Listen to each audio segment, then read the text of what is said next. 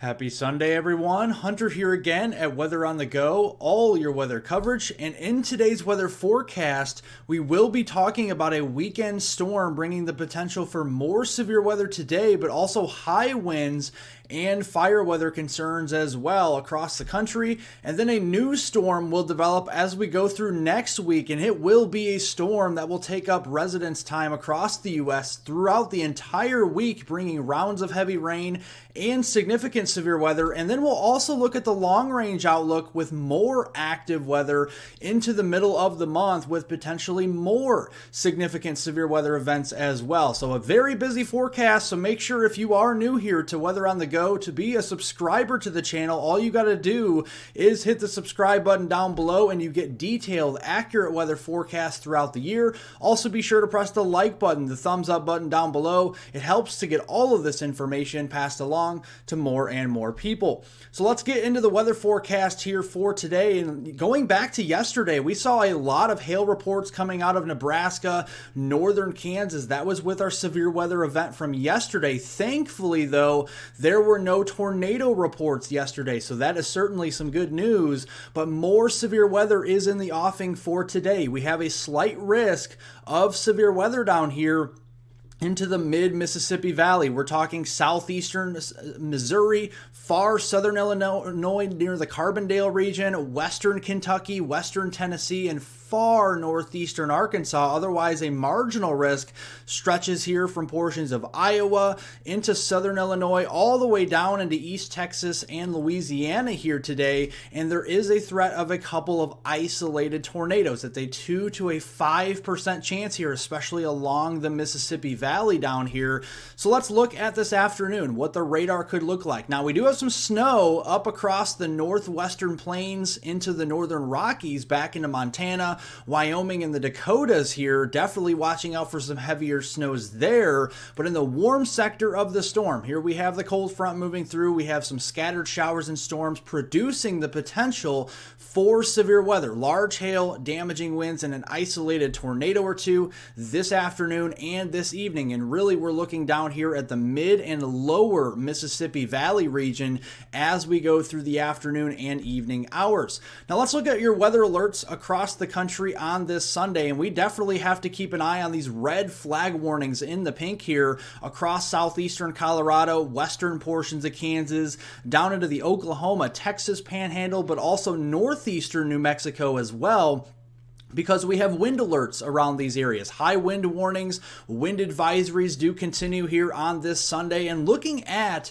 the relative humidity here in percentages, you can see down into the 9s, 10% range, 12% range here across portions of New Mexico, the Oklahoma, Texas panhandle, into southeastern Colorado and western Kansas today.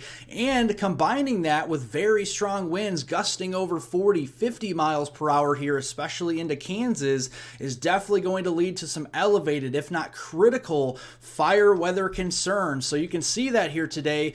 Elevated fire weather concerns in the orange from eastern Colorado into Kansas, down into western Oklahoma. This does include the Oklahoma panhandle here, into Texas and eastern portions of New Mexico, but a smaller area of critical fire weather concerns from eastern New Mexico into West Texas. This does include most of the West Texas panhandle as we go through your Sunday. So make sure any open burning down here is an absolute no for today with those strong winds.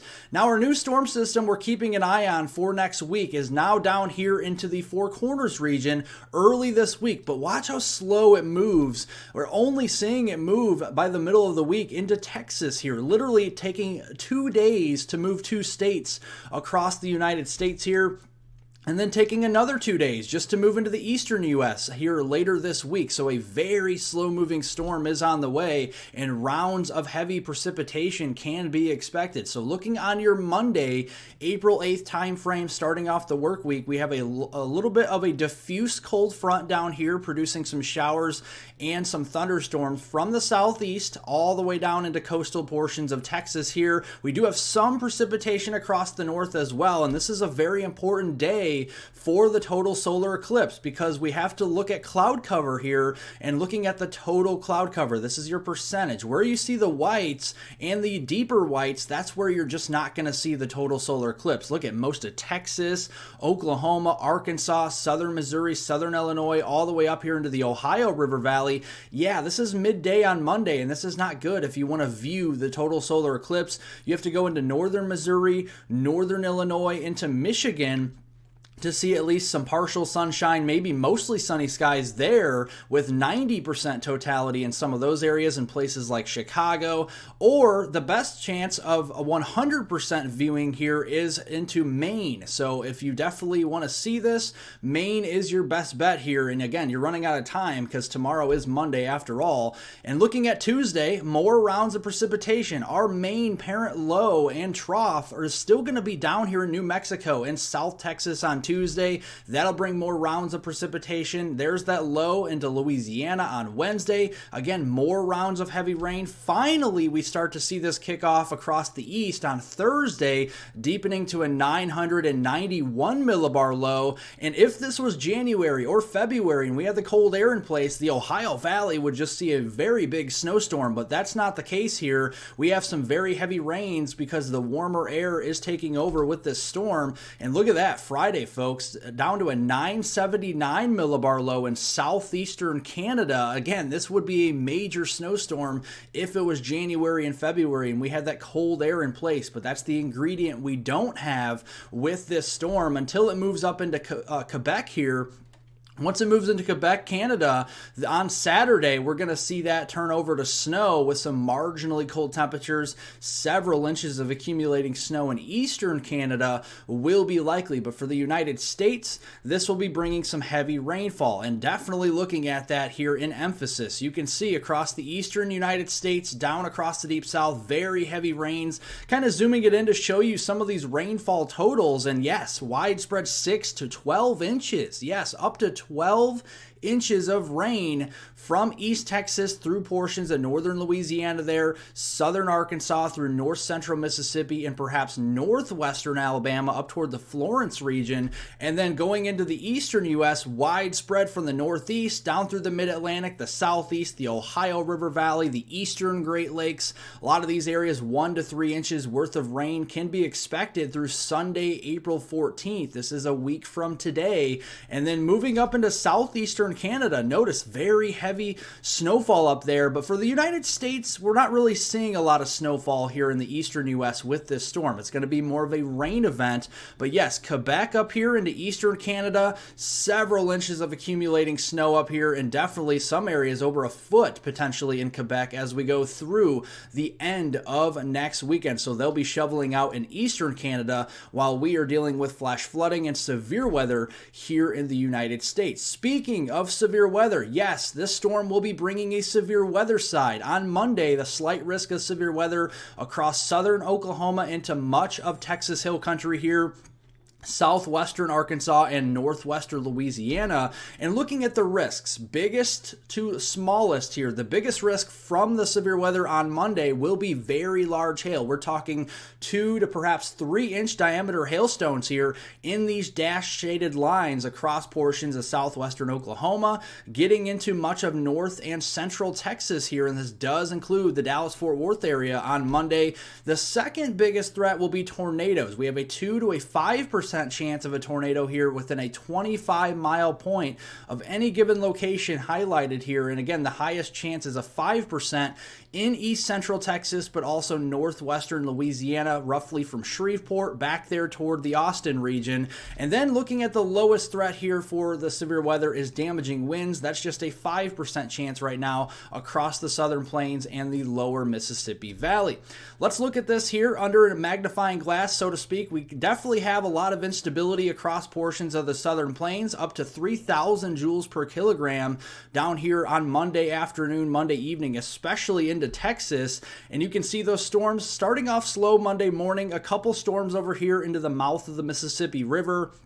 into the Louisiana, Mississippi region. But looking at Monday afternoon, the radar is likely to light up like a Christmas tree from Mississippi westbound through Louisiana, through eastern and then central, even northern Texas. Widespread supercells could be producing very large hail and tornadoes, but we'll have to also watch the damaging wind threat with them. And then an MCS, a mesoscale convective system, may develop Monday evening here with the cold air aloft and that very strong Cape Reservoir. Instability is going to be high here, so definitely watching out for one of those bigger complexes of storms trying to develop across the Dallas-Fort Worth area, moving toward Tyler, Texas, and Houston as we go into Monday evening. Then as we go into Tuesday, I know this is a different day, but another threat of severe weather in the very same areas here across Texas, southern Oklahoma, over here into southern Arkansas, into Louisiana, and western Mississippi on Tuesday. That'll shift a little bit further east on Wednesday here. Remember, this storm is moving very slow. So another slight risk across, this time east of I-35 into southern portions there of Arkansas, Louisiana, over here into Alabama, Mississippi, and this time also northwest Florida on Wednesday. And then another slight risk on Thursday here across the Carolinas, especially for southern North Carolina into South Carolina here, into portions of Georgia and North Florida. So a widespread multi-day severe weather outbreak is likely going through this upcoming week. So looking at Tuesday, scattered supercells during the day, another mesoscale convective system developing Tuesday night, bringing the threat for damaging winds, large to very large hail, and tornadoes. And then we do it all over again on Wednesday. You can see already seeing the remnants of the Tuesday night storms down here in the mouth of the Mississippi River, New Orleans, up toward Gulfport, Mississippi, and the Mobile, Alabama region. But in the wake of that, we have more instability, more storms developing back into North Texas. Those will move east through Dixie Alley Wednesday night. Another mesoscale convective system, damaging winds, large to very large hail, and tornadoes will be possible Wednesday night, especially centered across Mississippi and Alabama. And then Thursday, this will be looking to be an earlier day event for severe weather, so more of a morning to early afternoon type of setup for portions of the Carolinas, coastal Georgia, and North Florida. So we're watching you folks from Columbia down through Charleston, Myrtle Beach, down into Savannah, Georgia, Orlando, and Jacksonville. We'll keep an eye on that as we go into Thursday. In the wake of that slow, sluggish moving storm will be a ridge of high pressure and a reward as well. The reward is going to be warmer, spring-like temperatures across the middle of the country. We have a ridge of high pressure spiking all the way up here into Manitoba and Ontario, Canada here in the Mississippi Valley. So warmer temperatures are likely next weekend. So if you're tired of the cold, just wait another week and we're going to see a lot of warmer temperatures, 60s, 70s, 80s moving further north across the plains on Saturday and all the way up into the upper Midwest. I know it's been very chilly up here in Minnesota with our recent snowpack we had a couple weeks ago, and also into Wisconsin. We're going to be warming into the 70s as far north as the eastern Dakotas, Minnesota, and Wisconsin, maybe even Michigan as well, by a week from today on Sunday, April 14th. So definitely a reward after what's likely to be a very active week of weather. But what good things come to an end at some point, and we have another trough starting to move in on the West Coast by later next weekend, and that trough will eject somewhere across the middle of the country, likely up here into the Central Plains and into the upper Midwest by a week from today. It's going to draw northward, the Gulf of Mexico moisture all the way up further north than we've seen it this year, potentially into the upper Midwest, and this could set up more severe weather. Right now, the Colorado State University machine learning severe weather probabilities are showing a low-end threat for severe weather across the Hawkeye state of Iowa, but down here into Nebraska, Kansas, and northwestern Missouri on Saturday, April 13th. A more widespread coverage of severe weather here from Chicago back down through St. Louis into the Tulsa, Oklahoma City region, Little Rock, and maybe the Dallas-Fort Worth area again as we go into Sunday, April 14th, a week from today. We'll keep you covered on this, folks. Again, a long week ahead of severe weather